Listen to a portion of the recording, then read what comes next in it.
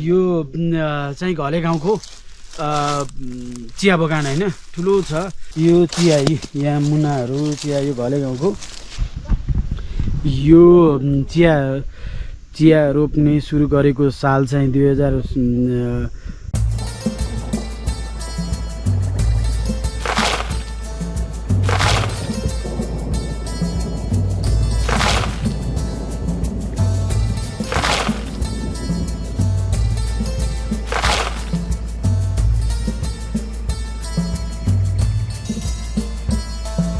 यो चाहिँ घले गाउँको चिया बगान हैन, ठुलो छ यो। आयोजक समिति यो घले गाउँ हैन द्वारा सञ्चालित चिया खेती रहेछ यो चाहिँ चिया बगान।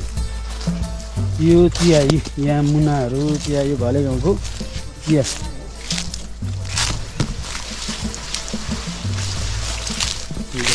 नयाँ चियाहरू निस्किरहेछ चिया। यो चाहिँ घले गाउँको चिया, घले गाउँको चिया। लो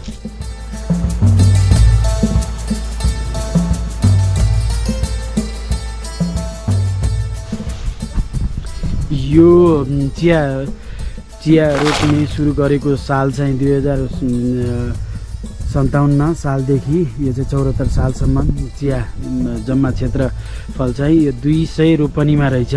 चिया जात रोप्दा चाहिँ 78 र तोक्दा चाहिँ 383 रहेछ। यो चाहिँ राष्ट्रिय प्रविधि एवं संरक्षण कोष अन्नपूर्ण संरक्षण क्षेत्र आयोजना इलाका संरक्षण कार्यालय भुजुङ रहेछ। यो चाहिँ भुजुङ भन्दो रहेछ। अब हामी भुजुङबाट ऊ पनि जाँदैछौँ। चिया बगान यो चाहिँ अब विस्तृत जानकारी चाहिँ यो छ। अब यहाँ तपाईँहरू घले गाउँ आउँदा पनि घले गाउँमा चाहिँ चिया सबभन्दा राम्रो चिया भनेको चाहिँ यस्तै होला। यो भयो होइन।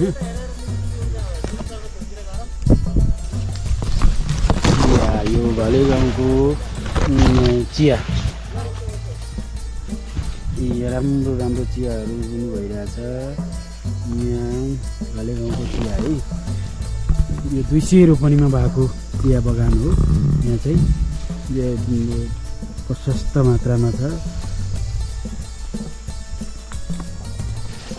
राम्रो यहाँ घुम्न आउनुभयो भने चाहिँ यो चिया बगान आउनको लागि चाहिँ नछुटाउनु होला भन्न चाहन्छु।